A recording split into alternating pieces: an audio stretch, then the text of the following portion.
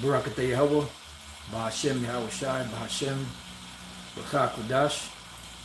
Welcome to another live lesson. The name of this one is the other not yet come, and the eighth head.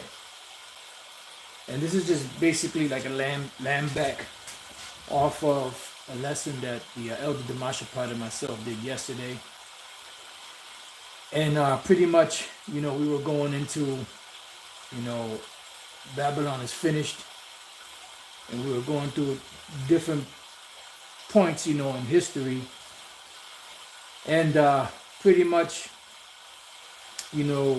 before we close the lesson out, we touched on a couple of articles dealing with, the peace of Rome, the peace of Britain, and the peace of America. And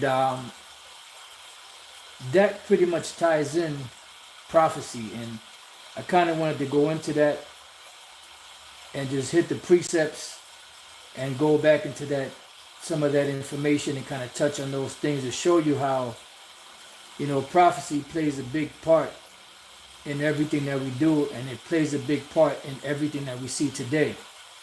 And if you don't understand that, then that means that first and foremost, you're not a prophet and you're not a part of the elect. Now, what I'm going to do to start off with is I'm going to read a couple of verses in the book of Revelation. And then once I read those verses and go through it and break it down, then we're going to go through some of those articles real quick, hit a few points from the articles to show you how it ties into prophecy. And then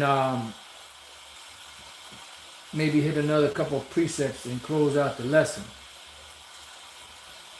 Because this is how prophecy works. See, Esau, these scholars, they can go into prophecies in the Old Testament and they could break things down based off of historical events that already happened. They cannot break things down as far as prophecies that haven't happened yet or that are in the process of happening. What they're good at is going back into the history and pretty much revising, information that have been put down by other scholars in the past, and embellishing on that based off of the history that was already written and historical events that have taken place that tie into prophecy. But when it comes to modern prophecy, they can't break that down because the Spirit of the Lord is not with them. The only reason why they can break old prophecies down is because they're just that old and they already happened and came to pass. Because the scriptures say that the wicked shall not understand. So we're going to go into Revelation 13:1 first. We're going to read a couple of verses here and then jump around and take it from there.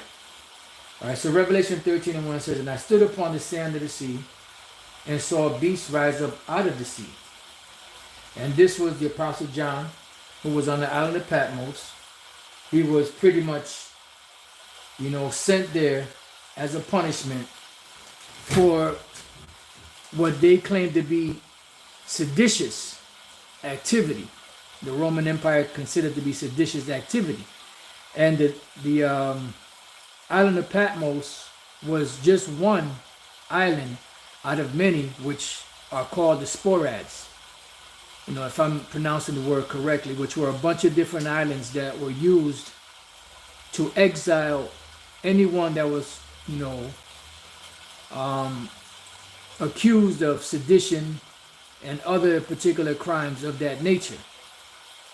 And the Apostle John was on this island because, he was preaching the gospel, which the part of the gospel is teaching that Yahushua is going to come back and take his rightful place on the throne and conquer all of the kingdoms and empires that are here today.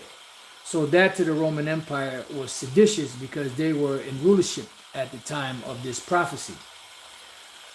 All right, it says, and saw a beast rise up out of the sea. So the Apostle John actually saw an actual beast coming out of the sea, and he described it as he saw it.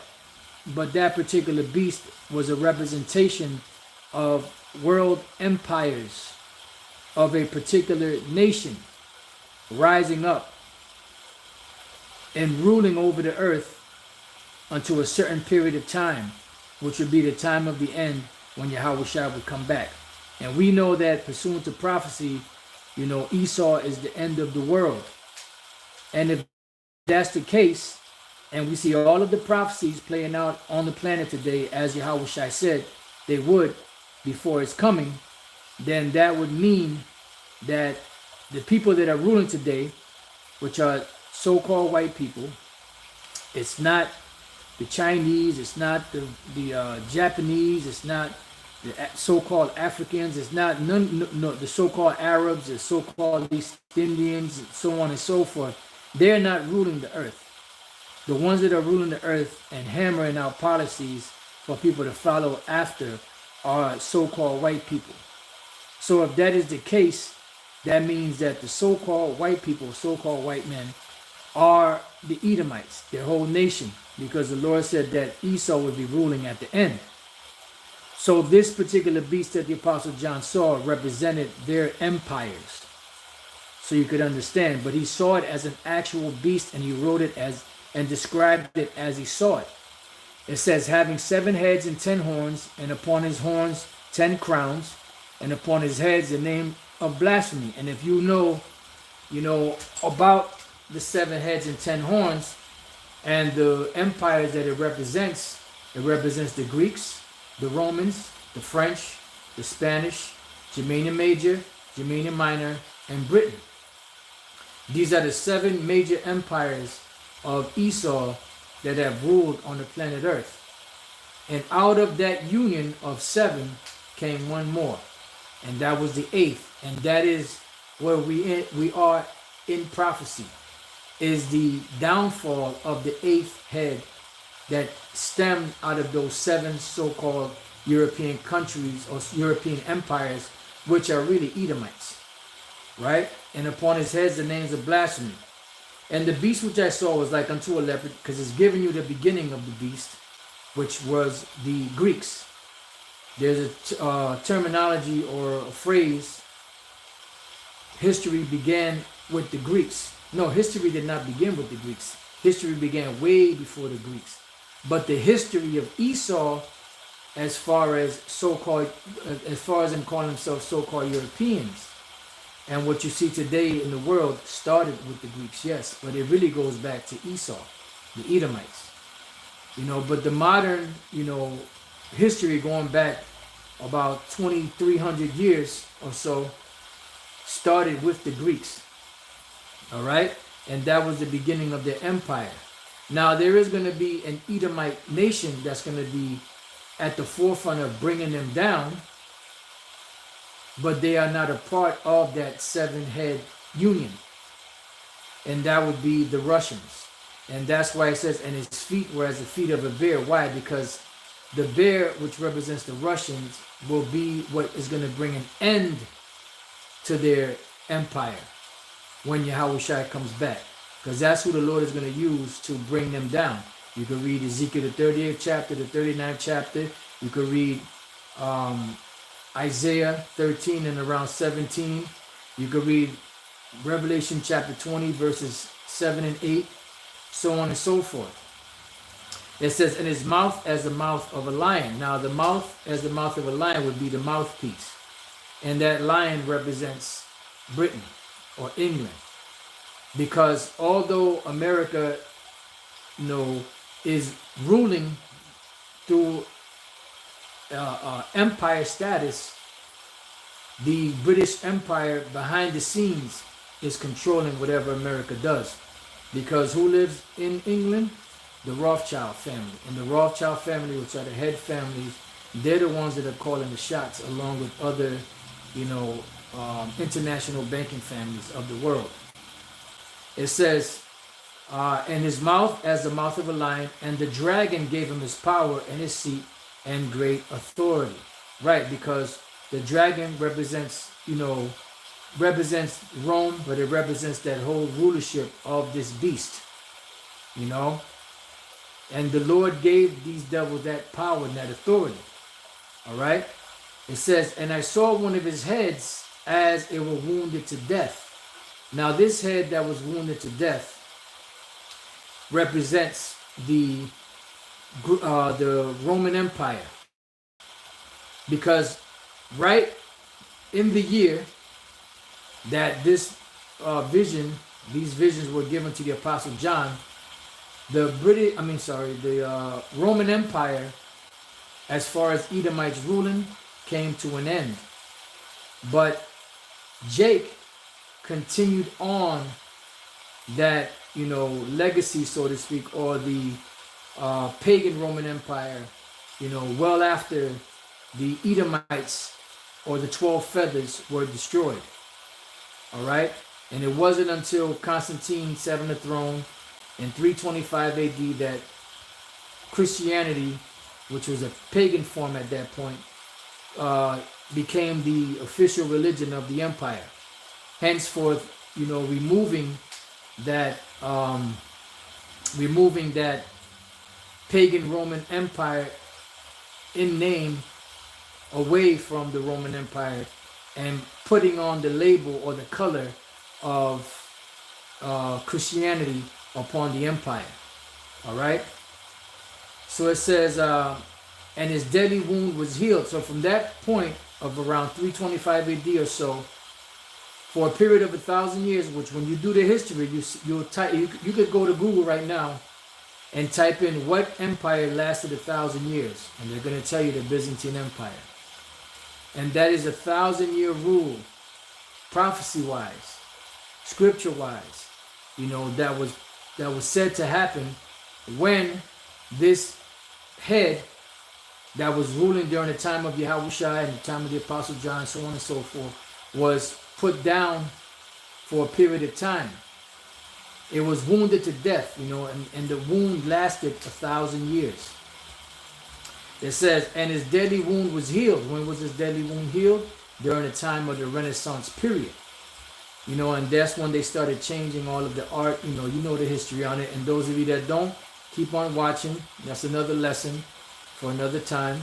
This is when they actually took over from Jake and took over those regions, where the dark nations were ruling, and put themselves up as being the Most High, Yahushua, the angels, the Israelites, so on and so forth. All of the great men in history, they put a white face, so-called white face over it.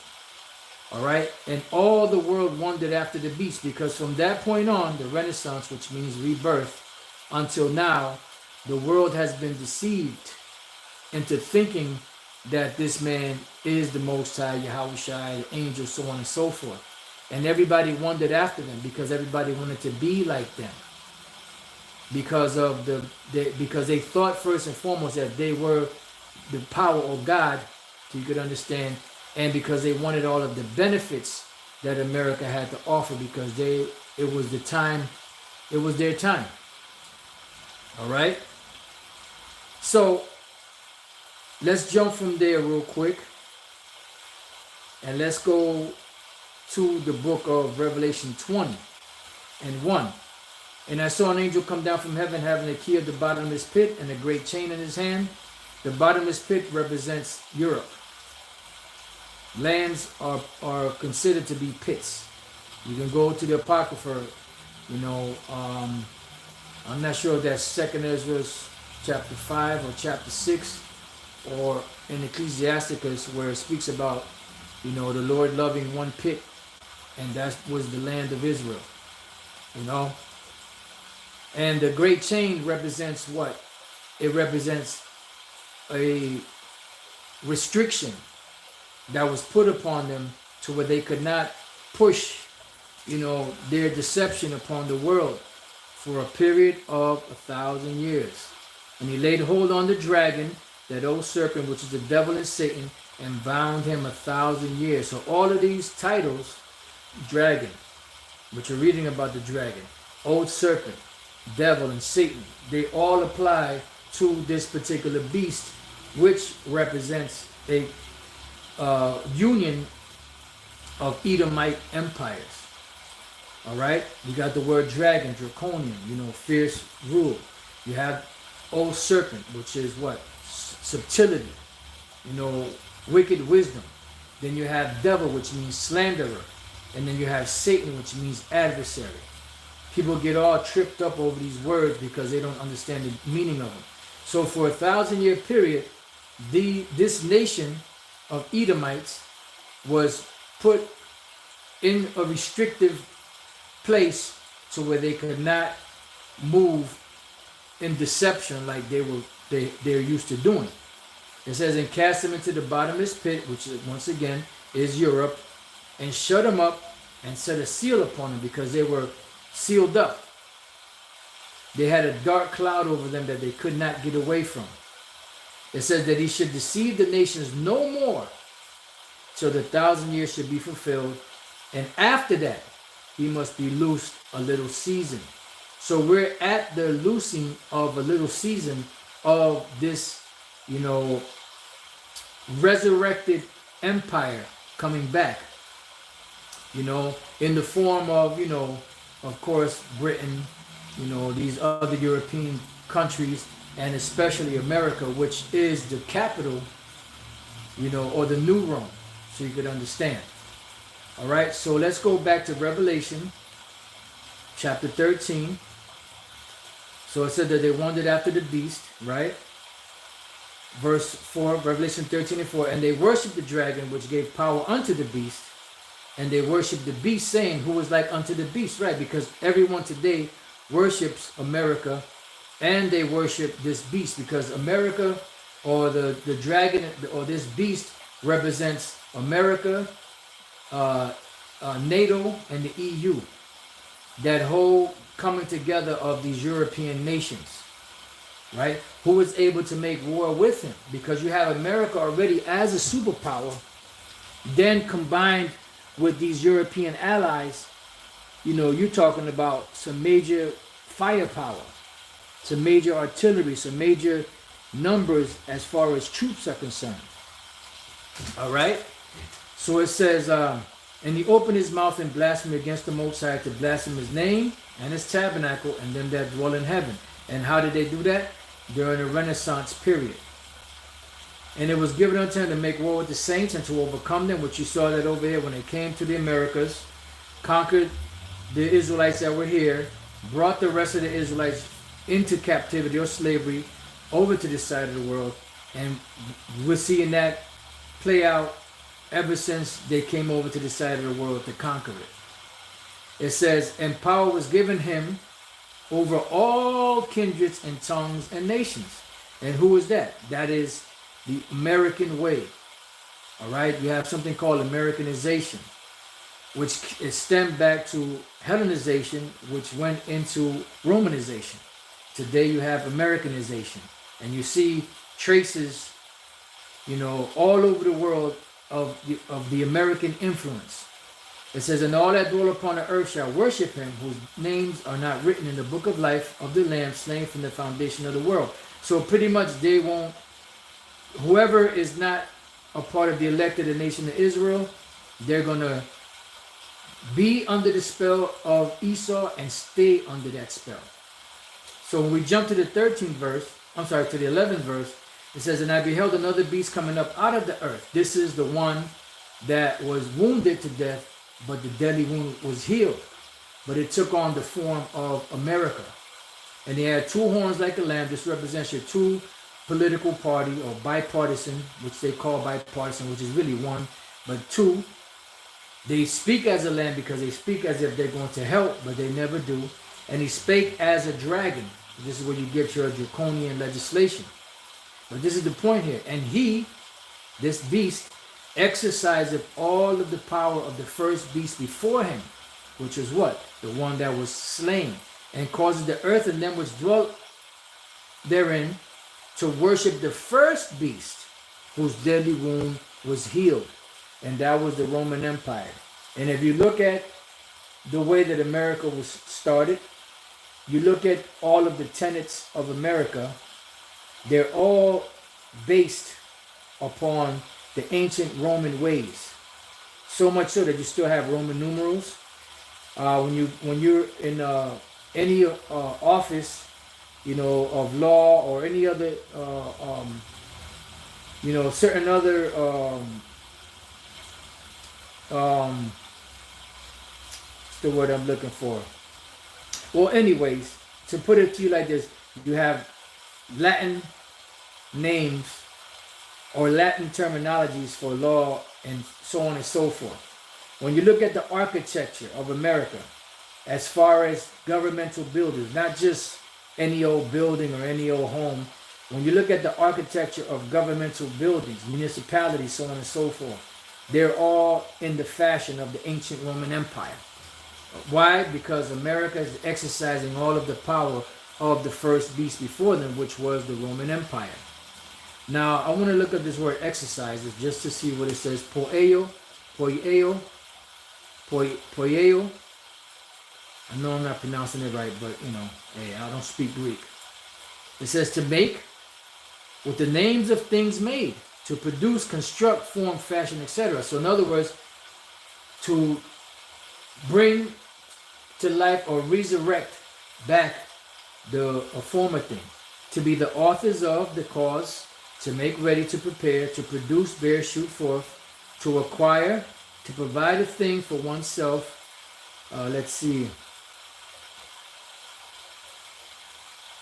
Put forth, be the authors of a thing. The designation of time.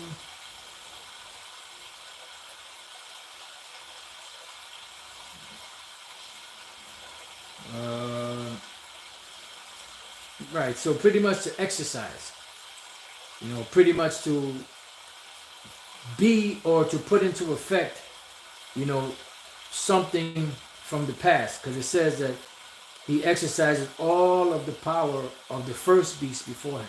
So they're the authors, that took on the ways of the ancient Roman Empire. Now, when we go to Revelation 17:7, it says, "And the angel said unto me, Wherefore didst thou marvel? I will tell thee the mystery of the woman and of the beast that carrieth her, which hath 7 heads and 10 horns." So we're going to find out about this beast. The beast that thou sawest was and is not, because it was in the Apostle John's vision, but it wasn't time for this particular beast to, come to pass, because there would be way 2,000 years in the future. The beast that thou sawest was and is not, and shall ascend out of the bottomless pit, because America did come out of Europe, out of those other European empires, right? It says, and go into perdition, because the very reason America was created was to be destroyed, all right?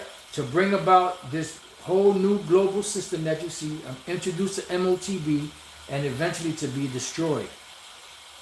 And they that dwell on the earth shall wonder. And through America, the whole world was pretty much mesmerized.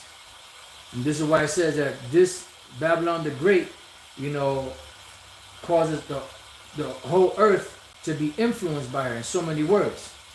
It says, whose names were not written in the book of life from the foundation of the world. Once again, they're not part of the elect.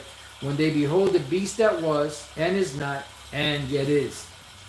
Because although it was in the vision, but it wasn't time for it to rule, but eventually it will come in the near future. Well, actually in the distant future. It says, and here's the mind which has wisdom. Now the angel is going to break down what this beast represents. It wasn't an actual beast, but the Apostle John saw it as the actual beast. It says the 7 heads are 7 mountains which represent governments. We've broken that down before. When you have meetings of top governments on the planet, they have what? Something called a summit. What is a summit? Top leaders of top governments coming together to meet.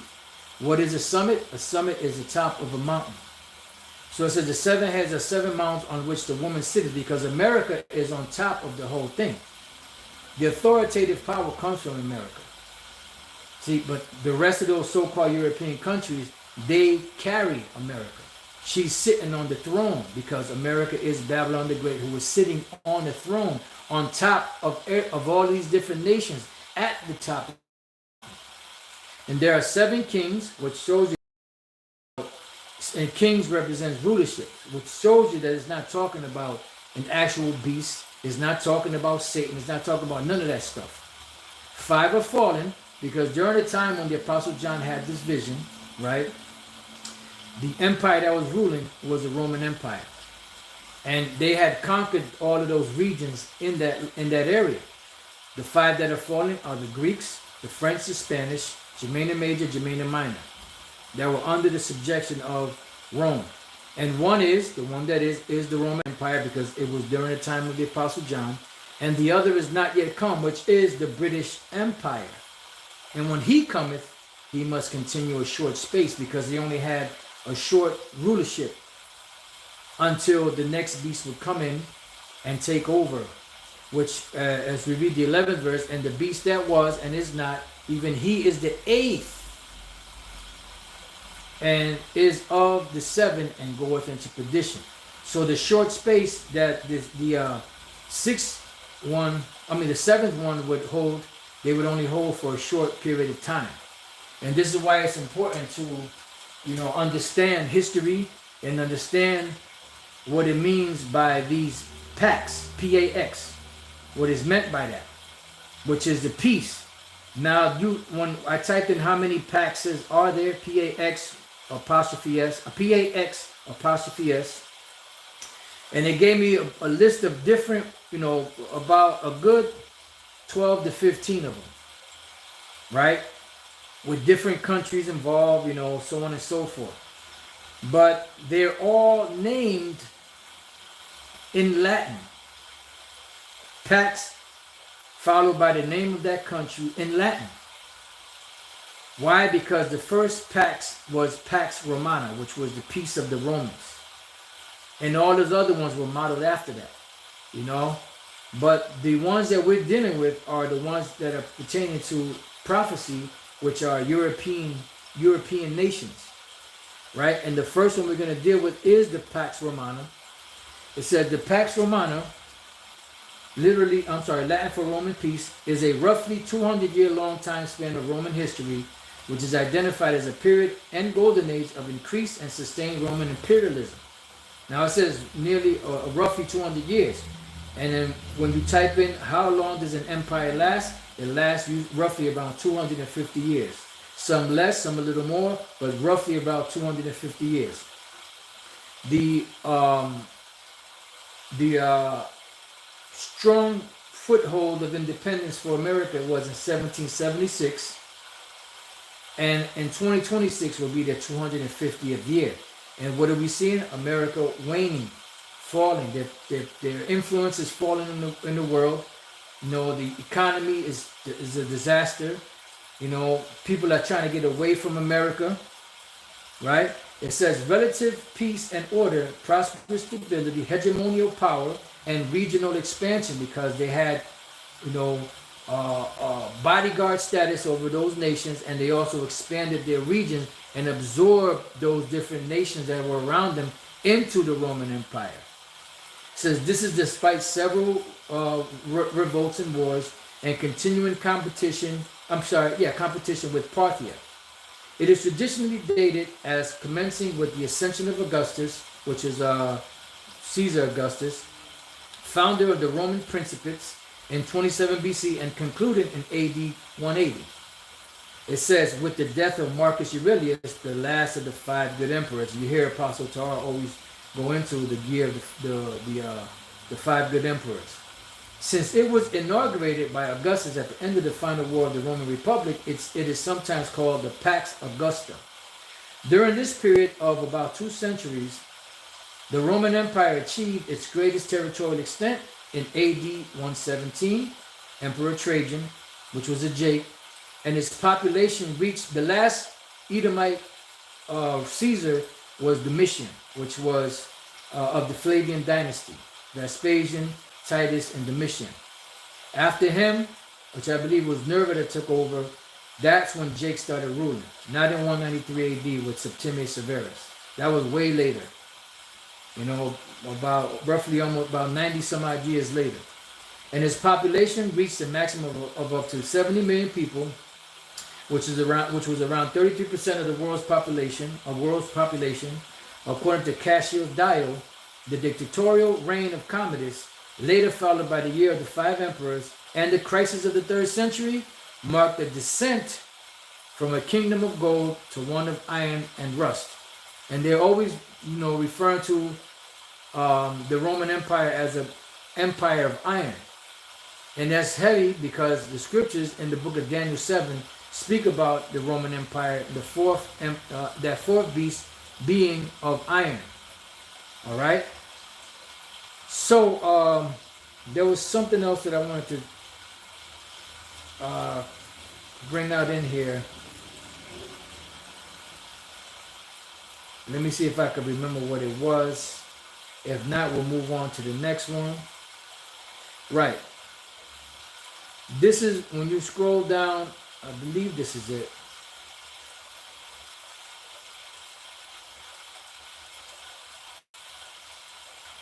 Let's see.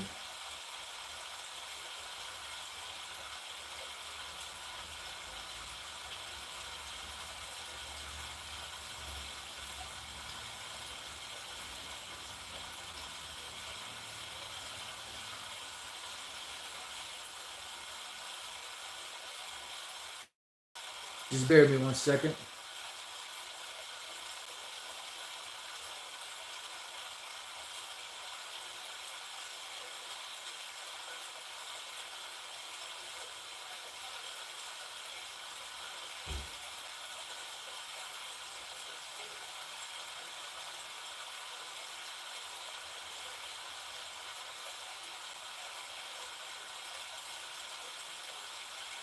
So let's see if we can read a little bit of this.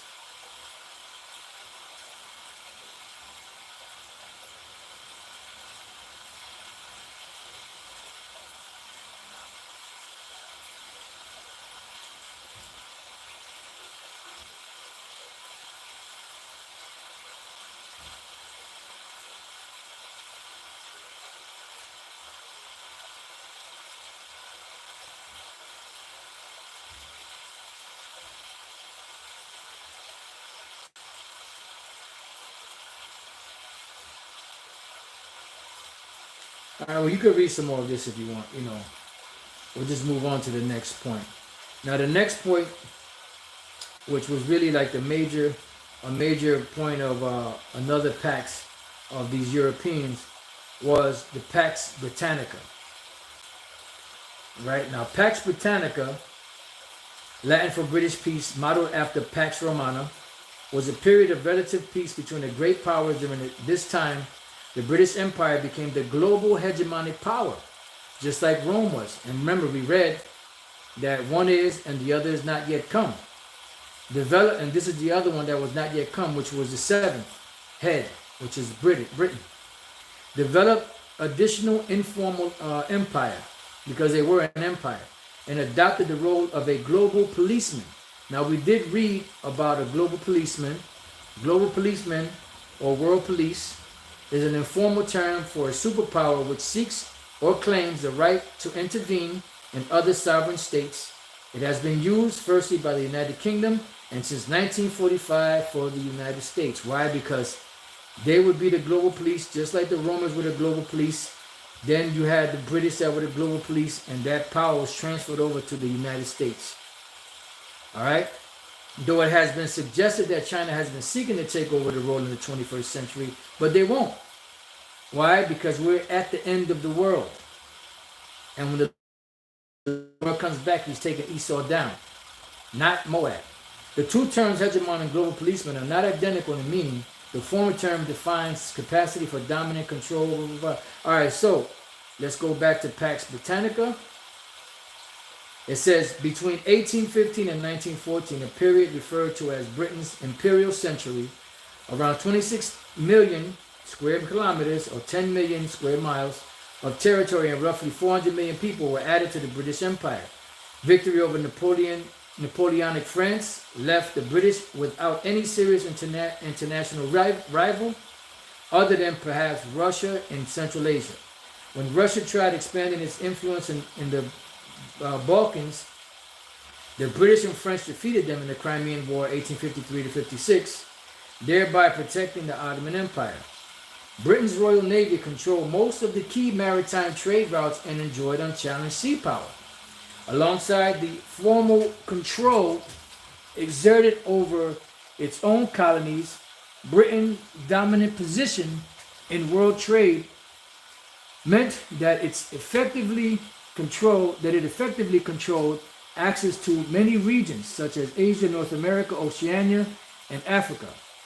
The British also, much to the dismay of the colonial empires, helped the United States uphold the Monroe Doctrine, which upheld its economic dominance in the Americas. British merchants, shippers, and bankers had such an overwhelming advantage over those of other empires that in addition to its colonies, it had an informal empire.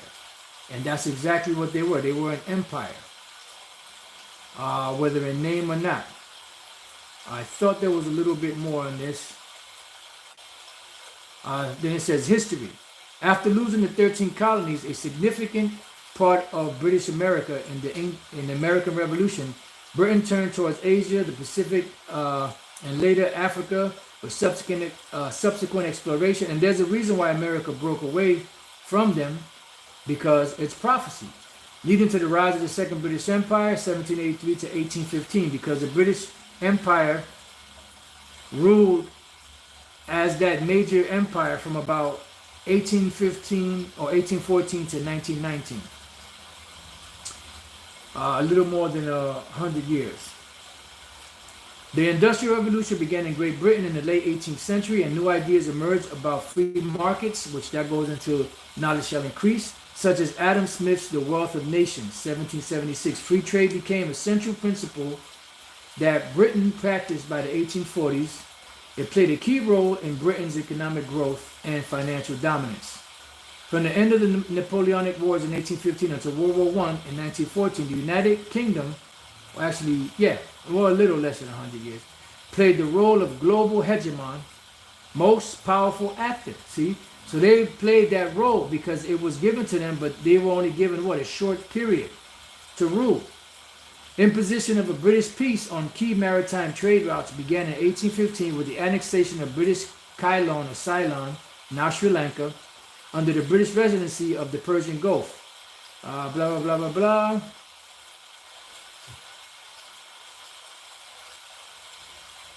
Let's see if there's anything else.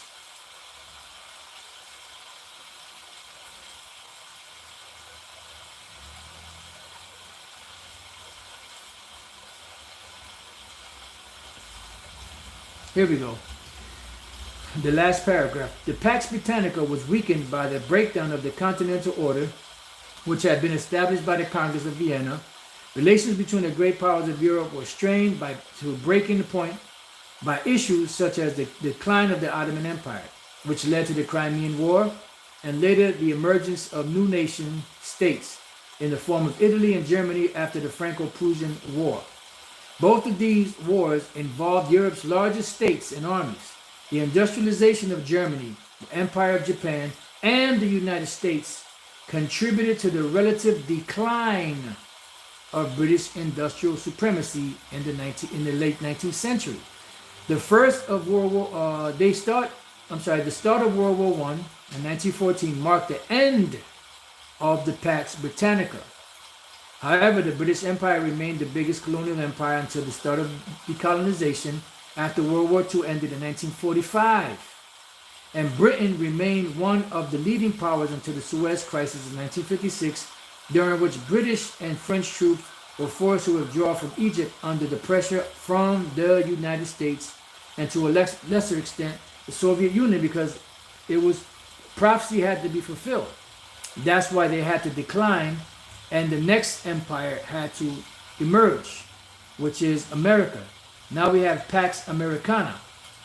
Pax Americana, Latin, American peace, modeled after Pax Romana and Pax Britannica, also called the Long Peace, is a term applied to the concept of relative peace in the Western Hemisphere and later in the world after the end of World War II in 1945, when the United States became the world's dominant economic, cultural, and military power. Why? Because it was their time to rule, pursuant to prophecy. It says, in this sense, Pax Americana has come to describe the military and economic position of the United States relative to other nations. The U.S. Marshall Plan, which saw the country transfer $13.3 billion, equivalent to of $173 billion in 2023, in economic recovery programs to Western European countries, has been described as the launching of the Pax Americana. Let's see.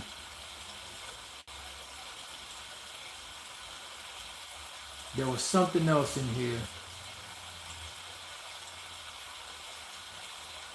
Okay, Pax Britannica, heritage.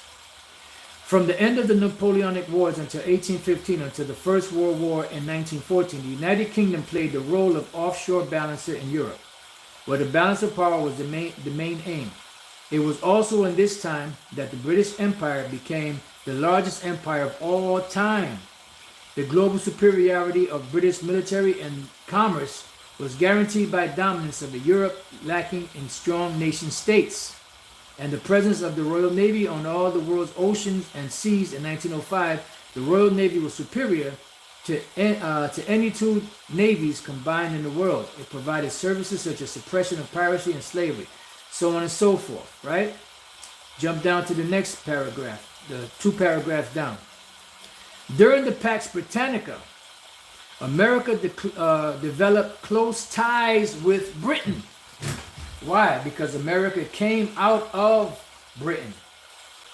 It says, evolving into what has become known as a special relationship between the two. The mother and daughter relationship. Not the mother and child reunion. Inside joke. Let me read the quick precept. Jeremiah 50:11.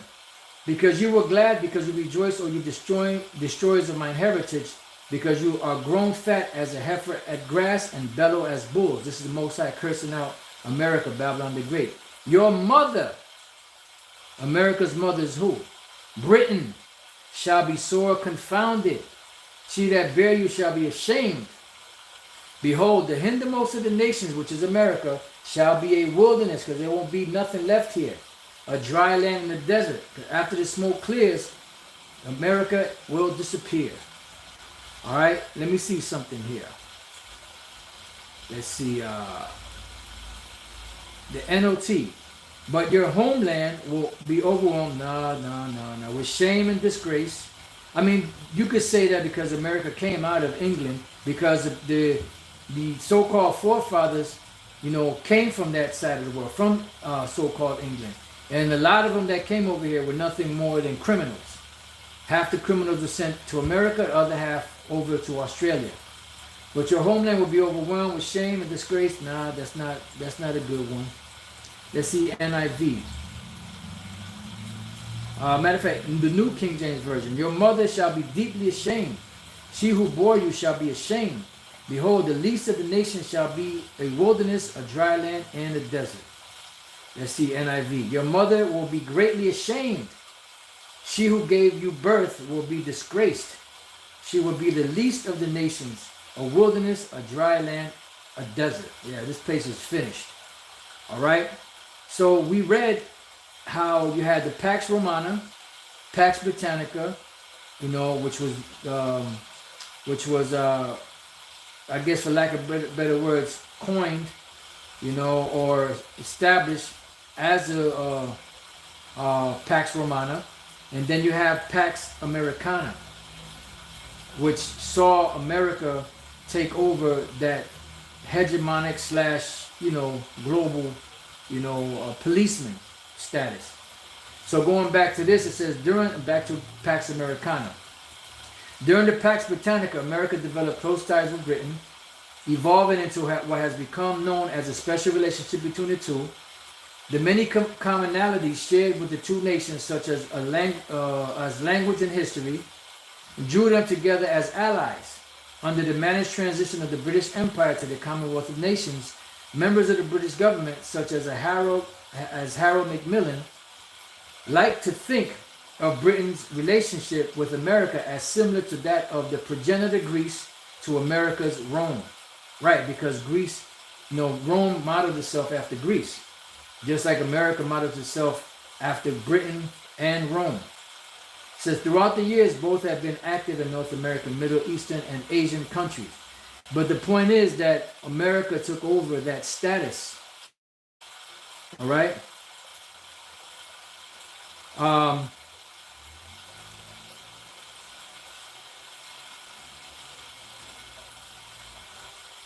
Yeah, there was something else that I read earlier, but I can't find it right now. Where it spoke about America having the nuclear capability or something like that. And at one time they had that power, but now not all, but now you have other nations that have that global power or that military power might. So going back to Revelation 17 and 12, and the 10 horns which thou sawest are 10 kings. 10. And there are 7 kings. We told you what the 7 kings were. 5 are fallen. Told you what the 5 are. One is, which is the Roman Empire, and the other is not yet come, which is the British Empire. And when he cometh, he must continue a short space. And we read about that. Pax Romana, Pax Britannica, Pax Americana. It says, and the beast that was and is not, even he is the 8th, which is America, and is of the 7, and goeth into perdition, because it came out of that whole union of all 7. All right? And when you look at the way that America is established and set up, just like the Roman Empire. And then when you continue reading on in Revelation 13, it speaks about this MOTB system that is being implemented as we speak, with the leader of that being, the Michael Seahip. I just got a video of mine clipped, off of this channel, which said all roads lead to the MOTB, which is the Michael Seahip, and they just took it off completely. Which that's probably a year or two ago or more. That's how them devils get down for so-called medical misinformation. You tell me. All right, so with that, I pray that you brothers and few sisters have been edified. This is to show you that prophecy in the scripture, has, historical accounts, but the Spirit has to work with the individual to be able to tie them together. All right, so with that, I pray that you brothers and few sisters have been edified. Till the next time I say, Shalom.